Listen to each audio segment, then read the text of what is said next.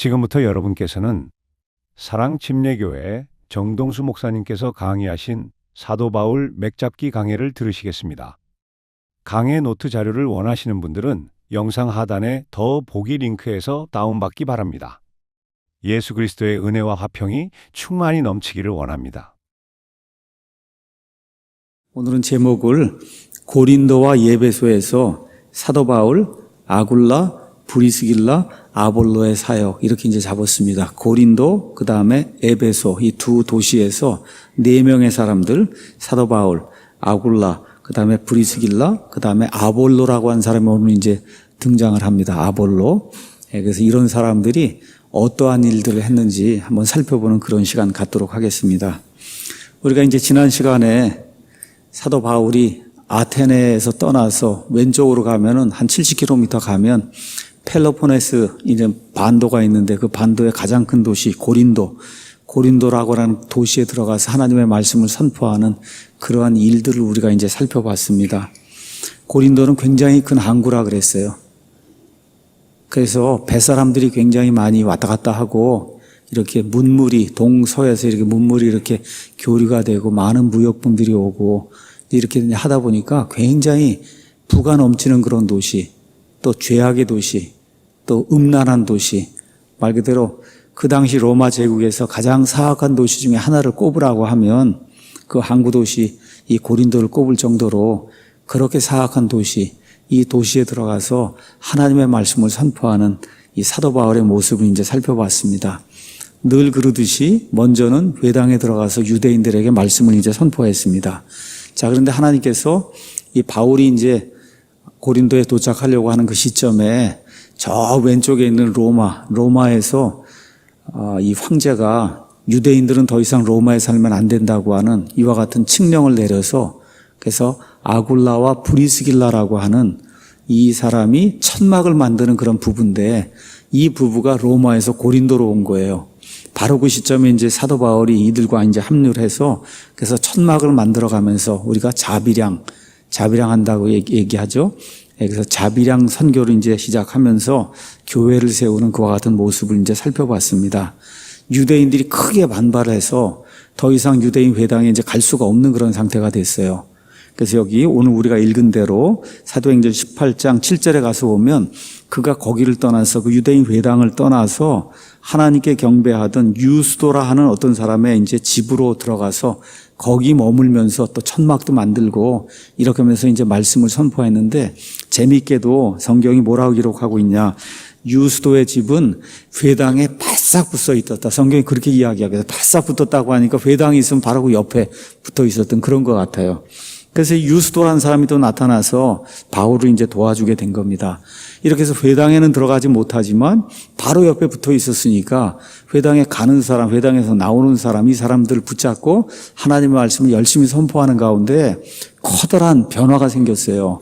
그 회당의 우두머리 치리자, 우리 이제 기존 성경의 그 표현대로 따르면 회당장 그리스보가 이 사도 바울의 그 선교, 이 복음의 말씀을 듣고 그와 그의 온 집이 구원받고 그리고 침례를 받고 예수 그리스도의 이 제자들이 되는 그런 놀라운 일이 생기게 됐습니다.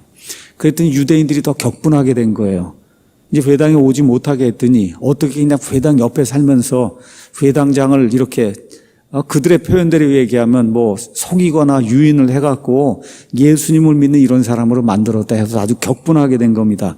이렇게 하다 보니까 신변의 위험도 느끼게 된 거예요. 자, 이렇게 해서 바울이 상당히 낙담하고 이렇게 움츠러들 수밖에 없는 그런 상황이 된 거예요. 막 유대인들이 언제 공격할지 모르니까 테러의 위협을 받을 이런 상황이 됐으니까. 자, 바로 이런 시점에 주님이 나타나십니다. 그래서 9절에 주께서 밤의 환상으로 바울에게 말씀하시되 두려워하지 말며 잠잠하지 말고 말해라. 내가 너와 함께 있으며 아무도 너를 공격하여 해치지 못하리니 내게는 이 도시에 많은 백성이 있느니라. 저는 이 말씀이 저와 우리 사랑침례교회 모든 성도들에게도 주시는 하나님의 말씀이라고 믿습니다. 여기 있는 그대로 뭐를 해야 되느냐? 아주 간단한 거예요. 두려워하지 말며 잠잠하지 말고 우리가 말을 해야 된다는 겁니다. 내가 너와 함께 있다. 아무도 너를 공격해서 해를 끼치지 못한다. 왜 그러냐? 이 교회 안에는, 이 고린도라고 한 도시 안에는 나를 믿게 될 많은 사람들이 있으니까 계속해서 말을 하고 두려워하지 말라. 내가 너와 함께 있겠다. 이렇게 하나님이 직접 나타나셔서 바울을 위로해 주시는 그런 내용이 이 안에 이제 기록이 되어 있습니다. 자, 이렇게 해서 바울이 낙담을 해갖고 신변의 위협을 느끼고 이러다 보니까 고린도를 떠나야 되겠다. 그 전에 다 떠났잖아요. 베레아에서도 떠났어요. 데살로니가에서 떠났어요. 그렇죠? 예, 아테네에서도 이제 떠났습니다. 자, 그런데 이제 바울이 이 하나님의 말씀을 믿고 확신하는 가운데 자그마치 1년 6개월을 고린도에 머물면서, 머물렀다고 제가 표현하는데 머물렀다기보다는 버텼다고 하는 게 좋겠어요. 고린도에서 버티면서 고린도 교회, 가장 사악한 그런 도시, 거기에 사는 음란한 그런 사람들, 이런 사람들을 변화시켜서 그래서 버티면서 교회를 1년 반 동안 이렇게 목회하는 그런 아름다운 내용이 이 안에 이제 기록이 되어 있습니다. 이것이 바로 우리 사랑침례교회가 해야 될 일이 아닌가. 하나님께서 우리에게 서창동에 이런 좋은 예배당을 주셨어요. 어떻게 이제 버텨야 됩니다. 예수님 오실 때까지 버티면서 할 수 있는 대로 이 교회를 확장하라고 하나님의 올바른 말씀과 진리를 우리 한국말 하는 사람들에게 가져다 날려야 될 것과 같은 책임이 우리 교회에도 있다. 자, 그런데 여기에서 사도 바울이 한 일이 있어요. 그것은 뭐냐? 아테네를 떠나면서 작정을 한 게 있어요. 여기 이 사람들을 지혜와 어떤 언변을 가지고 이 철학자들하고 논쟁하고 이렇게 해갖고는 그 예수 그리스도의 그 단순한 복음이 전파가 되질 않으니까 구원받는 사람이 많지 않은 거예요. 그래서 바울이 여기서 무슨 신학 논쟁 이런 거 내가 하지 않겠다. 뭐 예정론이다. 뭐다 이런 거 물론 교회이기 때문에 목사가 가르쳐야 될 필요가 있어요. 그렇지만 매일 그렇지 무슨 예정론이 맞냐, 만인 구원론이 맞냐, 뭐 이런 것만 가지고 우리가 시간을 쓸 수 없다는 거예요. 자, 그래서 예정론, 사람의 자유의지 이런 거 하지 않고 오직 뭐만 선포했냐? 사람이 구원받기 위해서는 이 성육신하신 하나님, 그 예수 그리스도께서 십자가에서 피를 흘려 죽으셔서 저와 여러분의 죄를 대속해 주셨다는 거. 그렇죠? 이 말씀이 선포가 돼서 오직 예수님을 통해서만 구원받을 수 있다. 이걸 전파하게 될 때 하나님의 권능이 나타난다는 거예요. 이거를 아테네에서 좀 간과한 그런 것이 있었기 때문에 고린도에서는 다른 데 시간 쓰지 않고 오직 예수님과 십자가에서 죽으신 그 예수 그리스도와 그 십자가의 은혜, 이것만을 선포하겠다 작정을 하고, 그러고는 하나님의 말씀을 열심히 이제 전파해서 그래서 많은 사람들이 구원받게 하는 그런 일들이 이제 생기게 됐습니다. 그래서 우리 교회도 이 목사는 하나님의 모든 말씀을 다 가르쳐야 되기 때문에 창세기부터 요한계시록까지 어떨 땐 예정론도 가르쳐야 되고 어떨 땐 사람의 자유의지 책임도 가르쳐야 되지만 교회가 존재하는 가장 큰 이유는 뭐냐? 예수님을 통해 구원받는다는 그 구원의 복음, 성경 기록대로 우리 예수님께서 죄인들을 위해서 죽으셨다가 묻히셨다가 성경 기록대로 사흘 만에 부활하셔서 그래서 이 산자와 죽은 자의 주님이 되신다고 한 이 사실, 이거 선포하는 것이 가장 중요한 거다. 이걸 우리가 사랑 침례기를 통해서 실현을 이제 해야 될 겁니다. 자, 이렇게 해서 열심히 가르쳤어요. 근데 어떤 사람들이 믿었냐? 거기 가서 고린도전서 1장 26절에서 31절 가서 보면 이 세상에서 지혜가 많다고 자랑하고 자기가 무엇이 가진 거 많다고 자랑한 이런 사람들 중에는 예수님 믿고 구원받은 사람이 없다는 거예요. 이 세상에 지혜가 없다고 그렇게 생각하는, 세상 사람들이 봤을 때 지혜가 없다고 생각이 되는 이러한 사람들이 결국 구원받았다. 그렇게 이야기하고, 그 다음에 고린도전서 6장 9절에서 11절 가서 보면 구원받기 전에 이 사람들이 어떤 사람들이었냐. 제가 한번 읽어드리겠습니다. 고린도전서 6장 9절에서 11절입니다. 제가 읽어보겠습니다. 불의한 자가 하나님의 왕국을 상속받지 못할 줄을 너희가 알지 못하느냐. 속지 말라. 음행하는 자나 우상 숭배자나 간음하는 자나 여성화된 남자나 남자와 더불어 자신을 욕되게 하는 남자 즉 동성애자나 도둑질하는 자나 탐욕을 부리는 자나 술 취하는 자나 욕하는 자나 착취하는 자들은 하나님의 왕국을 상속받지 못한다.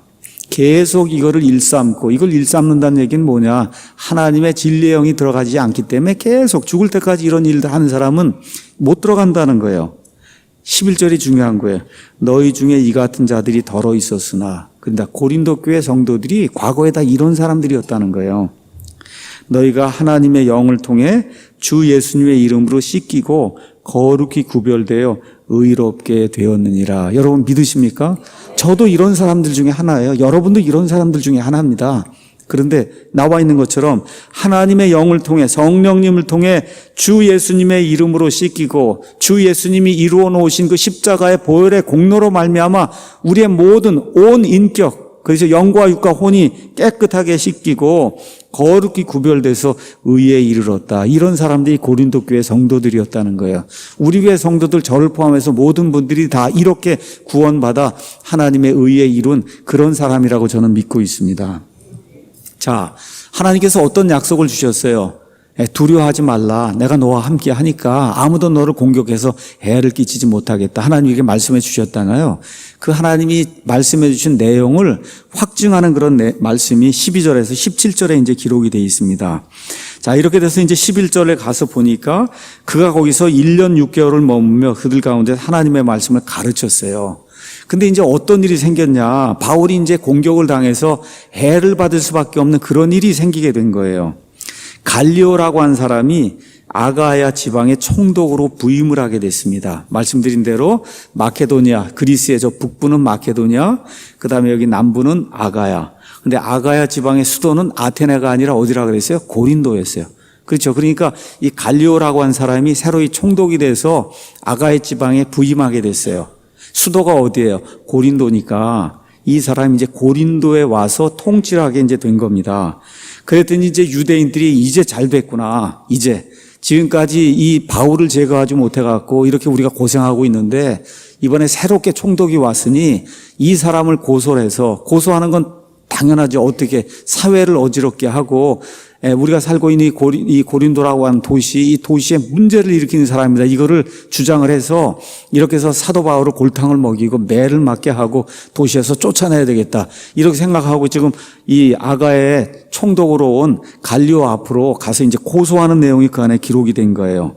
그래서 유대인들이 한 마음이 돼요. 아주 너무 분한 거예요. 회당장이 지금 다 어떻게 돼서 예수님을 믿는 사람이 되고 그러니까 얼마나 분했겠어요.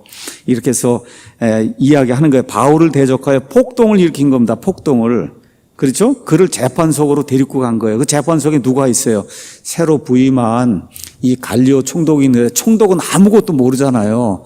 그러니까 이 새로 총독이 왔으니까 막 사람들이 폭동을 일으키고 이자가 이건 나쁜 일을 한 사람을 이렇게 얘기하면 당연히 이제 이 갈리오가 나서갖고 그러냐 그러고 이 사람을 때리고 이제 이렇게 할 일이라고 생각을 하고 유대인들과 같은 선동을 이제 하게 됐는데 뭐라고 얘기하냐. 유대인들이 이자가 율법을 어기면서 여긴 하나님의 율법뿐만 아니라 사실은 영어로는 law로 돼 있어요. 그러니까 로마 사람들의 법도 어긴다는 거예요. 그러니까 율법도 어기고 법도 어기고, 그렇죠? 사람들을 설득하여 하나님께 경배한다. 그렇죠? 사람들을 설득해서 자기들이 알지 못하는 그런 하나님께 경배한다 하고 종교 문제를 처음에는 어떻게 한 거예요? 법을 지키지 않는다. 사회 문제로 이렇게 딱 얘기하다가 결국 끝에 가서는 우리가 알지 못하는 그런 하나님께 경배하도록 사람들을 유인을 한다. 이렇게 이제 고소를 한 겁니다. 자, 그렇게 하니까 바울이 변명하기 위해서 입을 열려고, 그렇죠? 여기 14절에 입을 열고자 할 때 바로 이때 하나님이 개입하는 거예요. 바울이 이제 나서서 변명하려고 하는데 하나님 뭐라 그랬어요? 너를 공격하여 해칠 자가 아무도 없게 그렇게 만들어준다고 했잖아요. 하나님께서. 하나님이 직접 개입을 하시더니 갈리오가 갑자기 등장하는 거예요. 갈리오가 총독인데 이 총독이 등장을 해서 뭐라고 얘기하냐. 오 너희 유대인들아, 만일 이 일, 지금 너희가 얘기하는 그 일이 부당한 일이나 사악하고 음탕한 짓에 대한 문제라면 내가 참고 너희 말을 들어야 할 이유가 있으려니와, 만일 그것이 말과 명칭과 너희 율법에 관한 문제라면 너희가 알아서 해라. 나는 그런 일에 참관하고 싶지 않다. 관여하고 싶지 않다. 그렇게 이야기를 하고는 그들을 재판석에서 내쫓았다는 거예요.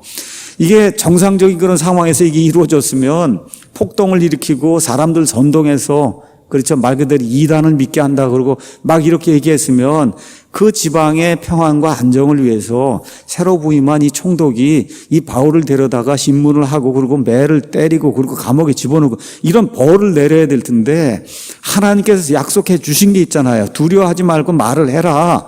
그렇죠? 너를 대적하여 너를 해칠 자가 없다고 하나님이 말씀해 주셨잖아요.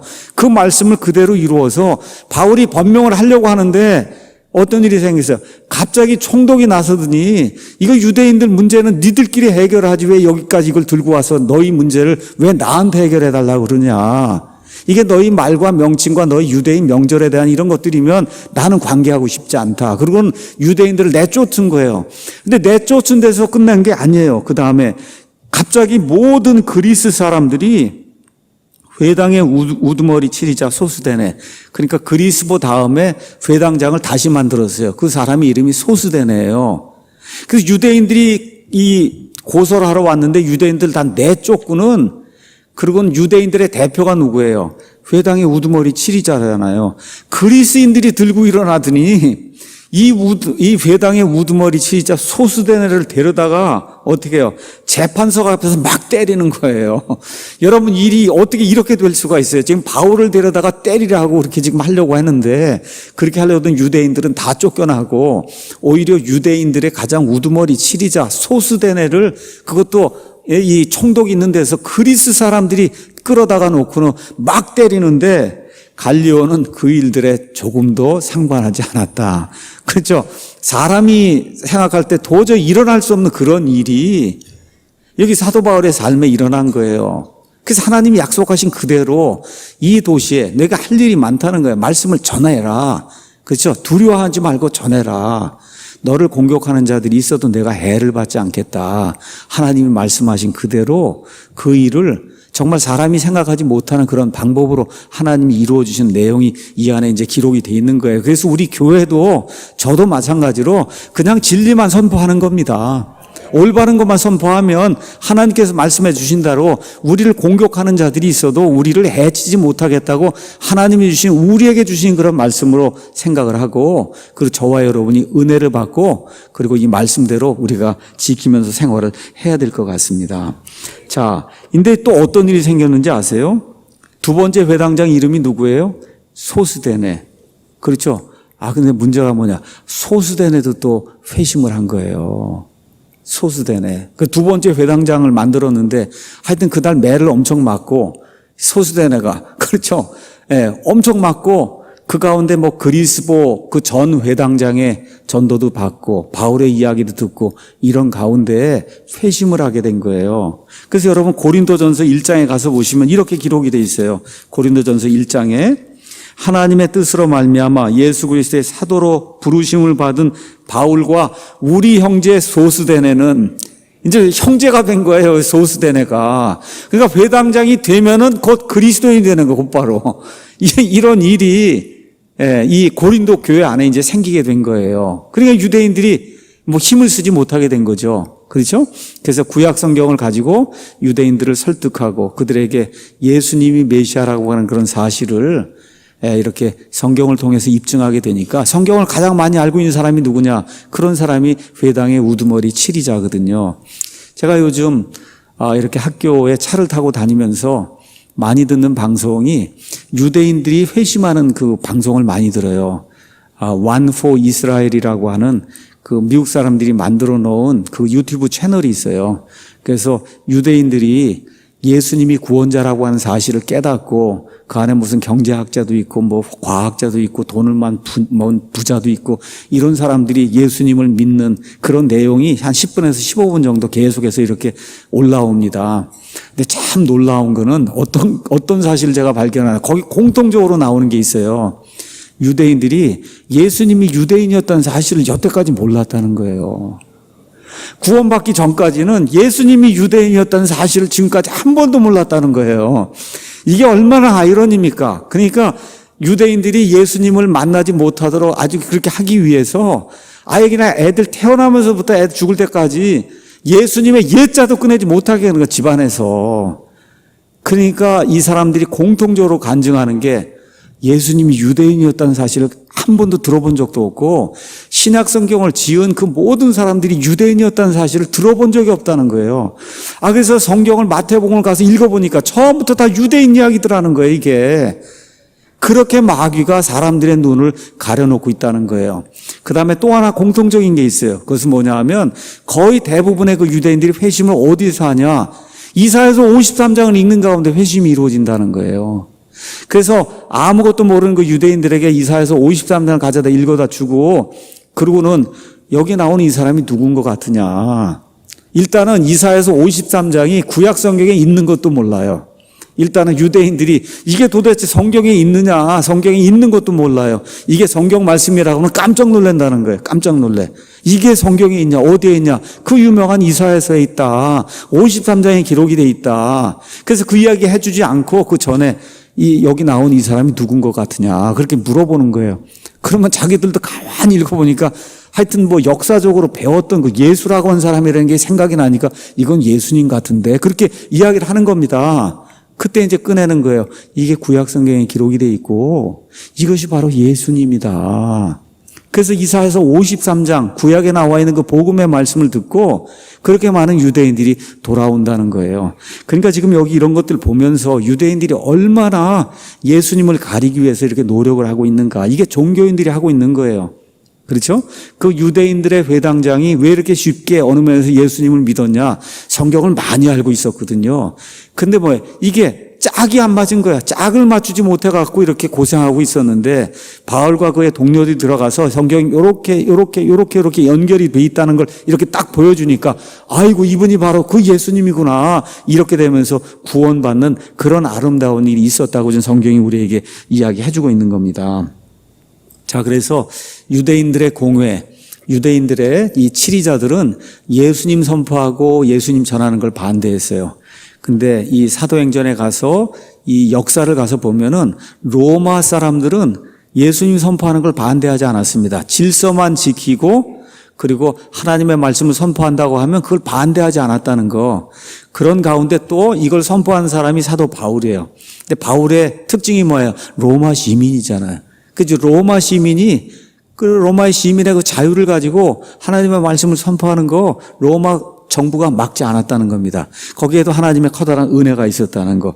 그래서 자기가 가진 그 시민권까지 잘 사용을 해서 자기 동포들에게 말씀을 선포하고 이방인들에게 말씀을 선포해서 그래서 어느 면에서 가장 큰 교회라고 할 수 있는 고린도 교회를 이렇게 확고하게 세워놓는 그런 아름다운 일이 이 앞부분에 이제 기록이 되어 있습니다. 그래서 오늘 첫 번째 교훈, 여러분과 제가 가져야 될 교훈은 뭐냐? 고린도에서 많은 핍박을 당했어요. 유대인들의 선동에 이게 많은 사람들이 넘어가갖고 정말 생명의 위험까지 당한 이런 가운데 하나님이 나타나셨어요. 그래서 뭐라 그래요? 두려워하지 말라. 두려워하지 말라. 무서워하지 말라. 그리고 말씀을 전하라 그랬어요. 내가 너와 함께 한다. 아무도 너를 공격하게 해치지 못하게 그렇게 내가 만들어주겠다. 여러분 제가 어떠한 고통과 어떠한 어려움이 있다 해도 하나님께서 이 말씀을 오늘 우리에게 주시는 겁니다. 두려워하지 말라. 그렇죠. 무서워하지 말라. 내가 너와 함께 한다. 누가 너를 공격해도 너가 해를 당하지 않게 그렇게 내가 만들어주겠다. 이 말씀을 기억하시고 저와 우리 사랑 침례교회가 신실하게 하나님의 말씀을 감당하고 선포하는 그와 같은 교회가 되기를 간절히 원합니다. 이제 18절에서 이제 23절에는 바울이 고린도에서 모든 사역을 마치고 안디옥으로 돌아가는 거예요. 근데 돌아가는데 어디 한 군데를 더 들르느냐 하면 에베소를 들릅니다. 에베소. 그래서 에베소에 이제 들러서 거기에 여기 말씀드린 아굴라와 브리스길라라고 한 이 부부가 고린도에서 배를 타고 그리고 에베소까지 같이 가는 거예요. 거기 같이 갔다가 바울 혼자 떠나서 여기 안디옥으로 돌아가고 그럼 에베소에 누가 남아있는 거예요? 이 아굴라와 그 다음에 브리스길라 이 부부가 남아있으면서 이 에베소에서 이루어지는 그런 일이 이 안에 이제 기록이 되어 있습니다. 자, 18절 가서 보니까 이 사건 이후에도 바울이 오랫동안 고린도에 머물렀다. 이렇게 이제 기록이 되어 있고, 그걸 결국은 바울과 그 다음에 아굴라, 그 다음에 브리스길라 이 부부가 떠나서 안디옥으로 돌아가는 그런 내용이 이렇게 되면서 2차 선교 여행이 이제 마감이 되는 내용이 이 안에 기록이 되어 있습니다. 여러분 가서 보시면은 18절에 바울이 전에 서원한 것이 있었으므로 겐그레아에서 머리를 깎았다. 겐그레아? 여러분 고린도에는 항구가 두 개가 있다 그랬어요. 왼쪽에 항구가 하나 있고 오른쪽에 항구가 있는데 동쪽에 있는 이 오른쪽에 있는 항구의 이름이 겐그레아입니다. 겐그레아. 나중에 이 겐그레아에도 교회가 세워져요. 어떻게 할 수 있느냐? 우리 한번 로마서 16장 가서 보겠습니다. 로마서 16장 1절에 가서 보면 바울이 내가 겐그레아에 있는 교회의 종 우리의 자매 베베를 너에게 추천한다. 그러니까 고린도 도시 안에도 있고 이것이 나중에 확장이 되면서 오른쪽에 있는 항구 겐그레아에도 교회가 생겼어요. 그 교회에 베베라고 하는 그런 자매가 있었어요. 이 자매를 통해서 서신을 보내는 이런 내용이 성경 안에 이제 기록이 되어 있습니다. 자, 갱그레아에서 그 전에 서원한 것이 있었기 때문에 이제 머리를 깎았다. 이런 내용은 저와 여러분이 민수기 6장을 가서 보면 우리가 나사렛 사람, 우리 옛날 성경의 표현에 따르면 나실이 나시죠? 나사렛 사람이 서원을 하게 되고 이렇게 되면 결국 나중에 머리를 깎는 이런 일이 이제 성경에 기록이 되어 있습니다. 자, 이걸 또 많은 분들이 오해를 하면 안 돼요. 예수님 믿는 사람도 또 머리를 깎고 또 이렇게 해야 되는 건가? 여기 지금 바울이 이렇게 한 건 구원하고 전혀 상관없는 거예요. 바울은 구원받은 사람의 신학시대 성도임에도 불구하고 그는 태어나면서부터 유대인이에요. 그렇죠? 예, 유대인으로 자랐기 때문에 유대인들의 그 전통 이런 것들을 지키는 그런 면이 있었어요. 이거 구원하고 상관없는 거예요. 나사렛 사람의 서약을 했다고 하는 건 뭐냐? 헌신하겠다는 겁니다. 내가 일정 기간 동안 하나님께 내 자신을 들여서 헌신하겠다. 그래서 그 일을 이루기 위해서 그래서 갱그라에서 머리를 깎는 그와 같은 일이 있었습니다. 지금 여러분 가운데 이거 할 필요 없어요. 이건 바울이 유대인이었기 때문에 유대인들의 그 나사렛 사람의 이와 같은 서원 이런 걸 기억을 하고 그리고 머리를 깎은 거예요. 우리는 할 필요 없는 겁니다. 그냥 원하시면 뭐 금식을 하든지 뭐 원하시면 여러분이 뭐 기도를 하든지 이런 건 할 수 있어도 머리 깎고 그럴 필요는 없는 거다. 자, 단순하게 주님을 위해서 내가 내 자신을 헌신하겠습니다. 이거를 이제 표시하기 위해서 갱그라에서는 머리를 깎는 일이 생기고, 자, 이런 가운데 이제 시리아로 가는 도중에 에베소에 이제 들르게 됩니다. 에베소에 얼마나 있었는지 여기 성경에는 별로 이런 이야기가 없기 때문에 얼마가 있었는지 알 수가 없습니다. 다만 문맥을 가서 보면 에베소에 얼마 동안 있지 않았다는 걸 우리가 이제 알 수가 있어요. 자, 에베소에 잠시 있는 동안에 거기 가서 유대인들의 회당에 들어가서 또 말씀을 선포했습니다. 자, 그래서 19절 가서 보니까 그가 에베소에 와서 그들을 거기 남겨두었으나 자기는 회당에 들어가 유대인들과 변론했어요. 하나님의 말씀을 열심히 증언했습니다. 그랬더니 그 유대인들이 그에게 자기들과 함께 더 오래 머물 것을 청하되, 그러니까 고린도에 있는 유대인들하고 달리 에베소에 있는 유대인들은 바울에게 굉장히 호감을 가지고 그 말씀이 들어보니까 맞는 것 같은데 이렇게 하니까 좀 여기 좀 오래 남아갖고 우리에게 좀 말씀을 더 선포해주면 어떻겠느냐, 그렇게 이제 간청을 하는 거예요. 그랬더니 그가 동의하지 아니하고 그들에게 작별을 고하며 이르되 내가 어찌하든지 다가오는 이 명절은 반드시 예루살렘에서 지켜야 하리라. 그러나 만일 하나님께서 원하시면 내가 다시 너에게 돌아오리라 하고 배를 타고 에베소를 떠나 가이사랴에 내린 뒤 올라가 교회의 문안하고 안디옥으로 내려갔다. 자, 이걸 또 설명을 하도록 하겠습니다. 자, 바울이 뭐라고 얘기하냐? 내가 반드시 이번 명절엔 예루살렘에 가야 된다. 자, 나사렛 사람의 서약을 하잖아요. 그러면 서약이 다 끝날 때 머리를 깎는 거예요. 서약을 할 때 머리를 깎는 게 아니라 내가 서약을 하겠습니다 하고 뭐 하나님께 이제 헌신을 한단 말이야. 그럼 뭐 20일이든 얼마든 기도도 하고 경건한 생활을 하는 가운데 그것을 머리를 이제 잘라내요. 그렇죠? 그런데 서약이 완전하게 그 효력을 발휘하기 위해서는 이 서약을 했던 사람이 어디로 올라가야 되냐? 예루살렘에 가야 그게 끝나는 거예요.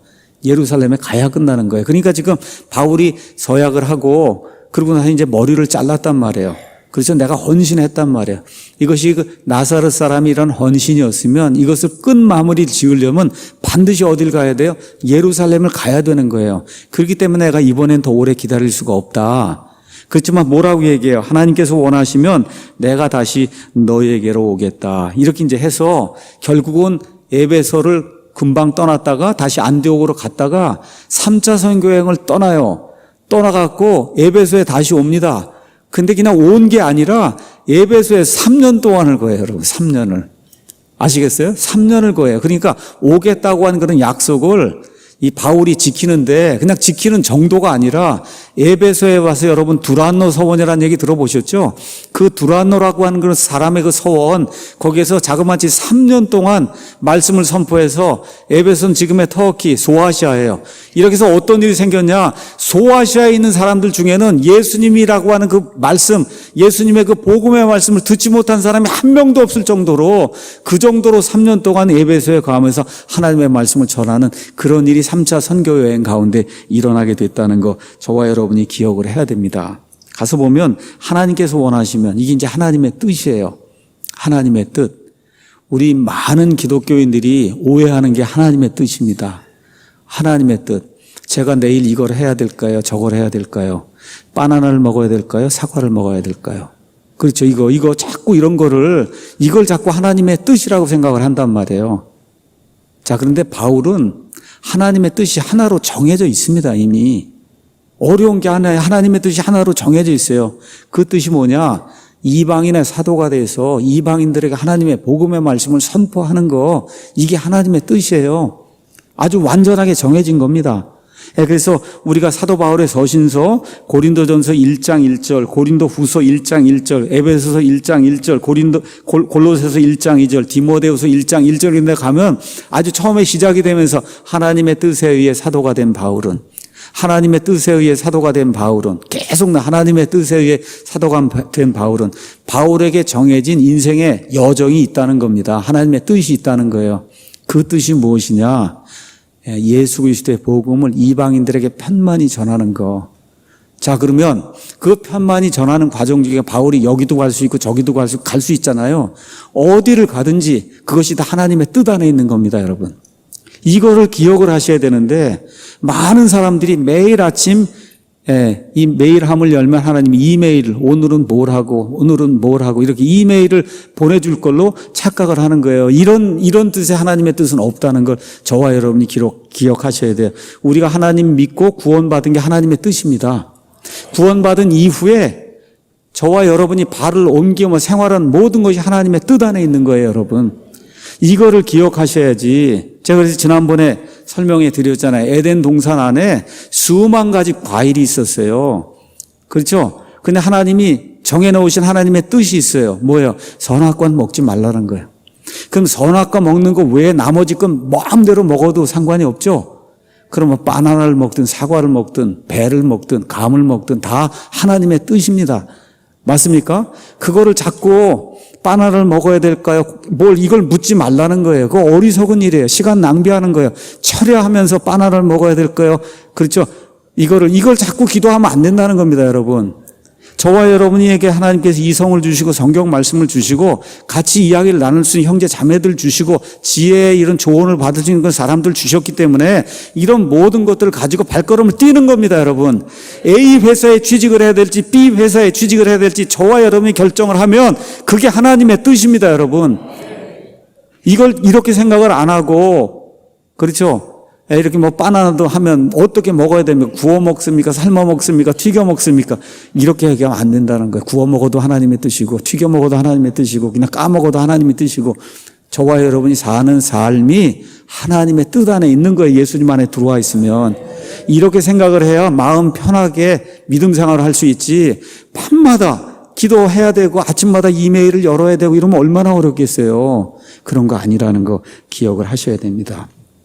자, 이렇게 이제 해서 바울이 에베소를 떠나 어디로 가냐 하면 여기 팔레스타인 지방에 커다란 항구 도시가 가이사라예요. 그 가이사라 아시죠? 가이사라 빌립보 말고 지중해 여기 가면 가이사라가 있어요. 거기에 로마의 총독이 거하던데 거기가 가장 큰 그런 항구 도시예요. 거기로 이제 배를 타고 가서 그다음에 여러분 가서 보면 22절에 가이사라에서 내린 뒤 올라가 교회. 여러분 올라가면 어디로 올라가는 거예요? 어디로 올라가는 거예요? 예루살렘으로 올라가는 거예요. 예루살렘 저 꼭대기에 있기 때문에 사방 천지에서 다 올라가야 되는 거예요. 그 예루살렘에서 다른 데 가는 건 다 내려가는 거예요. 그러니까 올라갔다고 하면 예루살렘으로 올라갔구나. 그래서 예루살렘 교회에다가 지금까지 모든 일들 다 설명도 하고 또 자기가 갱그라에서 서원했던 지금 머리 깎고 한 거 이런 모든 거 나사렛 사람의 서원도 예루살렘에 올라가서 그렇죠. 이렇게 해서 모든 거 다 깨끗이 이제 마무리를 짓는 그런 내용이 그 안에 이제 기록이 되어 있습니다. 자, 이런 가운데 브리스길라와 아굴라는 어디에 남았어요? 에베소에 지금 남았잖아요. 그렇죠? 그래서 에베소에 남아서 거기서 하나님의 일을 하는 내용이 24절에서 28절에 이제 기록이 되어 있는 겁니다. 제가 조금 이따 설명하겠습니다. 자, 18장 21절 거기 가서 보면 명절 지키는 내용이 나옵니다. 그리고 오순절이든 아니면 여러분 유월절이든 장막절이든 유대인들이 이 세 절기에는 남자들이 다 예루살렘에 있는 하나님의 성전 앞에 나타나야 됐어요. 자, 이걸 보고 구원받으면 그럼 우리도 예루살렘에 올라가야 되는가? 명절을 지켜야 되는가? 여러분 아닙니다. 그런 내용 하는 거 아니라고 제가 말씀을 드렸어요. 왜 그러냐? 이미 사도행전 15장에서 예루살렘 교회가 회의를 가졌어요. 뭐라고 결론을 내렸어요? 유대인들의 율법에서 이방인들은 완전히 자유로운 사람이다. 맞습니까? 지킬 필요 없는 거예요. 그래서 지금 바울은 왜 이걸 꼭 지키려고 했냐? 아까 말씀드린 대로 서운한 것을 마무리를 지으려고 하면 그러면 유대인들의 이 명절 여기에 가서 유대인들이 지키는 이와 같은 명절이 예루살렘에 있기 때문에 예루살렘 이제 가야 되는 거예요. 그 다음에 바울의 입장에서 중요한 것이 있습니다. 그것은 뭐냐 하면 어떻게 하든지 말씀을 선포해야 되는데 또 특별히 유대인들에게 말씀을 선포해야 되는데 예루살렘의 명절에는 그냥 예루살렘만 있으면 전 세계 유대인들이 다 몰려오는 거예요. 지금은 바울이 일일이 배를 타고 돌아다니면서 각각의 회당에 가서 말씀을 선포해야 되는데 예루살렘에 가서 명절이 있는 때 가서 그냥 예루살렘 성전 앞에만 서 있으면 전 세계 모든 사람들이 오는데 특별히 누가 오냐? 모든 회당들의 우두머리 치리자들이 거기 온단 말이에요. 그러니까 그 명절에 예루살렘에 있는 게 그 이방인들의 그 사는 그런 도시에 거기 사는 유대인들에게 특별히 그 지도자들에게 말씀을 가르치고 알려주고 변증하기에는 가장 좋은 시점이 명절입니다. 그렇죠? 그렇기 때문에 지금 사도 바울이 거기 가려고 얘기했던 거예요. 그래서 로마서 13장, 14장, 15장 이런 내용이 뭐냐? 어떤 사람은 이 날을 더 귀중하게 여기고 어떤 사람은 저 날을 더 귀중하게 여긴다. 어떻게 하면 돼요? 각자 자기가 좋아하는 대로 하면 된다는 거예요. 그러니까 바울도 이번에 명절을 내가 꼭 가려고 하는 거 일단은 서원을 마무리해야 되기 때문에 또 하나는 거기 가야만 많은 유대인들 지도자들을 만나서 예수님의 복음을 효과적으로 전달할 수 있기 때문에 내가 거기 가려고 한 거지. 우리 믿는 기독교인들 특별히 우리 이방인들이 이런 명절을 지키라고 이야기하는 게 아니다. 그래서 이런 것들 저와 여러분이 잘 기억을 해야 됩니다. 자, 이렇게 해서 22절 드디어 예루살렘까지 갔다가 그다음에 어디 안디옥으로 가면서 2차 선교 여행이 마무리되는 거예요. 자, 그럼 2차 선교 여행은 언제 시작이 됐냐? 49년 AD 49년 가을쯤에 시작이 돼서 2년 반에서 3년 동안을 안디옥을 떠나서 쭉 해서 돌아다니고 그 가운데 1년 반은 고린도에 머물고 그렇죠? 이렇게 하면서 약 3년 동안을 돌아다니다가 안디옥에 이제 도착을 한 겁니다. 이렇게 해서 2차 선교 여행이 이제 마무리됐고 그리고 23절 거기서 얼마를 지낸 뒤에 얼마라고 정확하게 나와 있지 않지만 뭐 6개월이든 1년을 지낸 뒤에 다시 떠난 거예요. 이렇게 해서 3차 선교 여행이 여기 18장 23절부터 시작이 되는 겁니다. 그래서 다음 주에는 3차 선교여행 설명하고 자, 오늘은 마지막 부분 24절에서 28절 이 부분도 대단히 중요한 거기 때문에 여러분에게 설명하고 마치겠습니다. 자, 바울이 브리스길라 그다음 아굴라 이 부부와 함께 일단 에베소에 갔어요.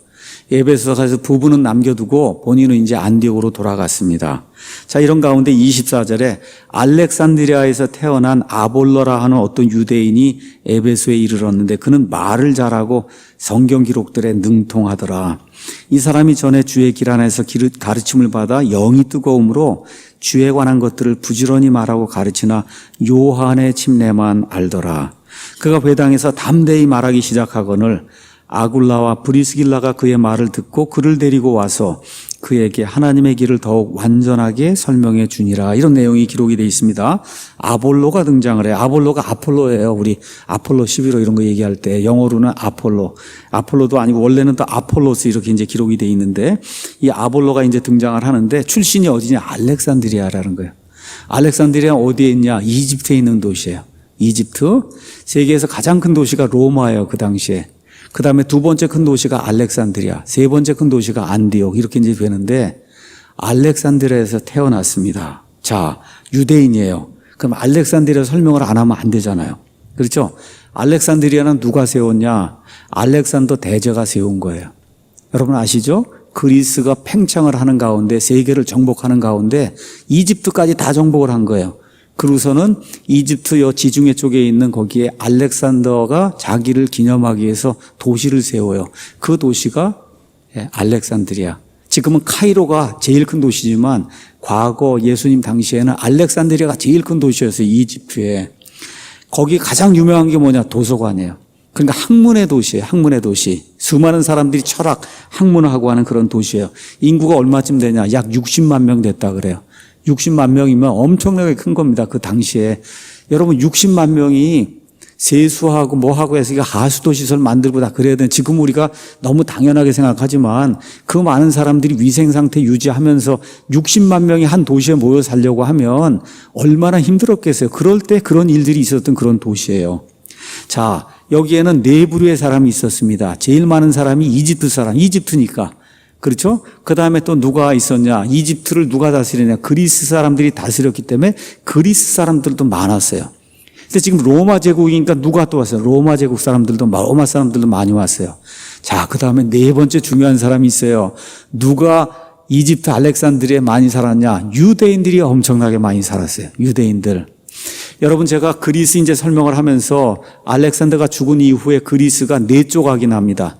네 조각이 나면서 두 조각은 별로 힘이 없게 되고 두 조각이 이제 커다란 그런 힘을 갖게 됐어요. 그 중에 한 조각은 예루살렘, 유대를 중심으로 북쪽에 있는 시리아, 이쪽에 셀레우쿠스 왕조가 형성이 되고 유대를 중심으로 밑에 프톨레마이오스 왕조가 형성이 돼서 시리아하고 이집트는 국민은 시리아 사람이고 이집트 사람인데 이거를 치리하는 치리자들은 그리스 사람이에요. 그렇죠? 중간에 어디가 꼈어요? 유대라고 하는 나라가 낀 거예요. 근데 문제가 뭐냐? 북쪽 사람들이 남쪽으로 치고 내려와서 여기를 먹으려고 그래요. 그럼 또 남쪽 사람들이 치고 올라가서 여기를 먹으려고 그래요.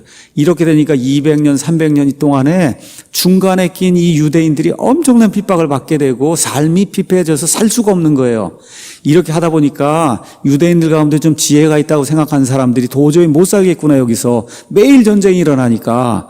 그래서 예루살렘을 버리고 어디로 내려갔냐? 저 이집트에 있는 여기 알렉산드리아로 내려가서 그래서 거기에다 예루살렘인 성전 비슷하게 성전도 꾸미고 그래서 우리가 하나님을 섬기겠다고 하면서 말 그대로 유대인들의 그런 문화를 여기 그리스 문화와 접목을 시켜서 짬뽕을 만들어 놓은 이와 같은 문화를 가진 유대인들이 여기 거하게 됐는데 그 인구가 얼마쯤 됐냐? 15만 명 됐다는 거예요, 여러분. 60만 명의 도시 중에 유대인들이 15만 명이 됐다는 거예요. 근데 거기 있는 유대인들은 헬레니즘하고 같이 짬뽕을 해갖고 이렇게 해갖고 순수하게 하나님 섬기는 게 아니라 이 그리스 사람들의 철학과 이념에다가 또 여호와 하나님 섬기는 거하고 이 두 개를 짬뽕을 해갖고 그렇게 해서 말 그대로 혼합주의를 실현하는 이런 사람들이 거기 지금 여기 많이 있었는데 그 중에 지금 한 사람이 아볼로라고 하는 사람이 그런 도시에서 지금 태어난 거예요. 예.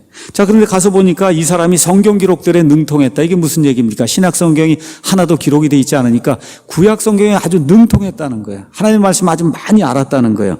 영이 뜨거웠다 그러는 거예요. 또 중요한 게 뭐냐? 말을 잘했다는 거예요. 영어로 엘로퀀트하다고 했어요. 웅변가했다는 거예요. 서성이랑 말씀 막 선포하면 사람들이 쫙 빨려드는 그와 같은 능력을 가지고 웅변가했다는 거예요. 자, 근데 문제가 뭐냐? 문제가 하나 있었어요. 그래서 열심히 주님에 관한 거, 성경에 나와 있는 여호와 하나님에 관한 걸 가르치는데 다 진리를 가르치는 거예요. 근데 문제가 뭐냐? 요한의 침례까지만 알았다는 겁니다. 요한의 침례까지만 알았다. 열심히 했습니다. 신실하게 했어요. 그래서 진리를 가르쳤어요. 근데 뭐야? 부족했다는 거예요. 부족했어요. 왜? 예수님이 오셨잖아요. 어디까지 그게 나와야 되냐? 예수님 십자가 죽음, 그렇죠. 그 다음에 예수님이 묻히셨다가 사흘 만에 부활하시고 그 이후에 오순절 성령 강림해서 그래서 지금 이교도들의 땅에도 하나님의 복음이 선포가 돼 교회가 형성이 여기까지 가야 그렇죠. 시대가 바뀌었잖아요. 시대가 바뀌어서 지금 이 신약 시대가 열렸는데 아볼론 지금 어떤 일을 하고 있냐? 구약교회를 하고 있는 거야. 구약교회. 아시겠어요? 시대가 바뀌어서 예수님 십자가 사건이 일어나고 부활이 일어나고 그 다음에 오순절 성령 강림이 일어나서 이방인들의 교회가 막 형성이 되면서 온 세상에 지금 이러고 있는데 꽉 막혀갖고 지금 뭐만 하고 있어요? 구약 성경만 가지고 구약 시대의 마지막 대언자가 누구예요? 침례자 요한이잖아요. 침례자 요한 얘기까지만 하는 거, 그 이유는 모르는 거예요. 그렇죠? 이런 안타까운 일이 이제 생기게 된 겁니다. 자, 이렇게 되면서 이제 오순절 성령 강림 일어나고 이렇게 해서 교회가 형성이 된 지 이미 20년이 지났는데도 아직도 구약 시대의 생각을 가지고 구약 말씀을 전하는 이런 안타까운 일이 생기게 된 겁니다. 자, 그러면서 요한의 침례를 전했다 그러는데 요한의 침례의 목적이 19장 4절에 가서 보면 참으로 요한이 회개의 침례로 침례를 주며 백성에게 말하여 그들이 자기 뒤에 오실 분 곧 그리스도 예수님을 믿어야 한다. 그러니까 예수님이 오신다는 것까지 전한 게 요한의 침례란 말이에요. 누구에게 전한 거예요? 이스라엘 백성에게, 그렇죠. 앞으로 메시아가 온다는 거, 그걸 하기 위해서 너희가 회개해야 한다는 거. 그러니까 지금 아볼로는 이방인들에게 복음 전하 이런 건 아예 모르는 거예요. 오직 유대인들에게만, 그렇죠. 앞으로 메시아가 온다. 그 메시아를 받아들이기 위해서 여러분이 회개해야 된다. 지금 20년이 넘게 시간이 지났는데도 지금 그거를 전하고 있는 거예요. 자, 이래서 지금 우리나라에도 문제가 생기고 있는 겁니다. 우리나라에도 많은 분들이 신실하게 예수님을 믿고 싶어 해요. 근데 문제가 뭐냐? 신실하게 뭘 해요? 근데 문제가 뭐냐? 많은 경우 이미 신약 시대가 열려서 휘장이 둘로 갈라져서, 그렇죠? 신약 교회를 해야 되는데 구약식 교회를 하고 있는 교회가 너무 많은 거예요. 천주교회처럼, 천주교회 지금도 프리스트가 있잖아요. 제사장이 있잖아요. 제사장을 통해서 나가려고 하는 거예요. 목사나 이런 교회가 제사장을 하려고 그러고 성전을 하려고 그러면 안 되는 거예요. 이미 구약 시대가 지났습니다. 이 신약 시대에는 프리스트가, 모든 성도들이 하나님 앞에 직접 나가는 이와 같은 프리스트가 됐는데, 그런데 지금 자꾸 목사가 그런 일을 하려고 알게 모르게 노력을 하는 그런 목사들이 있다는 겁니다. 예배당을 그래서 성전이라고 부르는 거예요. 이런 일이 있으면 안 된다는 겁니다. 이미 구약은 지나갔어요. 신약교회를 해야 되는 거예요. 아볼로는 진정성이 있었어요. 신실했어요. 근데 뭐가 부족해서? 지식이 부족한 겁니다, 여러분. 이러다 보니까 우리나라에도 많은 교회들, 많은 성도들이 예수님 십자가 이후부터가 신약입니다, 여러분. 예수님 십자가 전은 구약이에요. 이것도 모르는 분들이 너무 많이 있는 거예요. 맞습니까? 그러니까 아볼로처럼 지식이 부족해서 그 부족한 지식을 가지고 이 구약의 율법 같은 거 이런 걸 가지고 자꾸 하려고 하다 보니 이 신약 시대 교회가 제대로 이루어지지 않는 거예요. 그래서 우리가 사랑침례교회는 신약교회를 한다. 많은 분들이 와서 왜 도대체 교회를 하면 되지 왜 신약교회를 한다 그러느냐. 여러분, 신약교회를 해야 되는 거예요. 신약교회. 많은 분들이 넘어지는 책이 마태복음하고 사도행전이에요. 마태복음 변천기예요. 그렇죠? 변천기. 이 예수님께서 오셔서 구약에서 신약으로 넘어가는 변천기예요. 사도행전 또 변천기예요. 유대인들의 교회에서 이방인들의 교회로 넘어가는 변천기예요.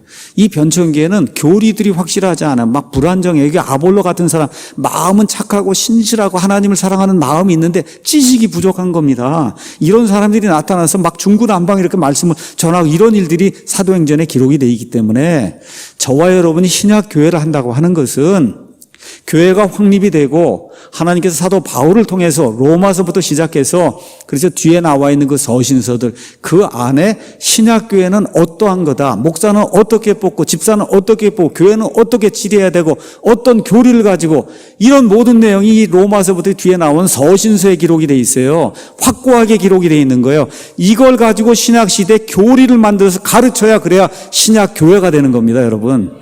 이걸 우리 사랑침례교회가 지금 실행을 하고 있는 거예요.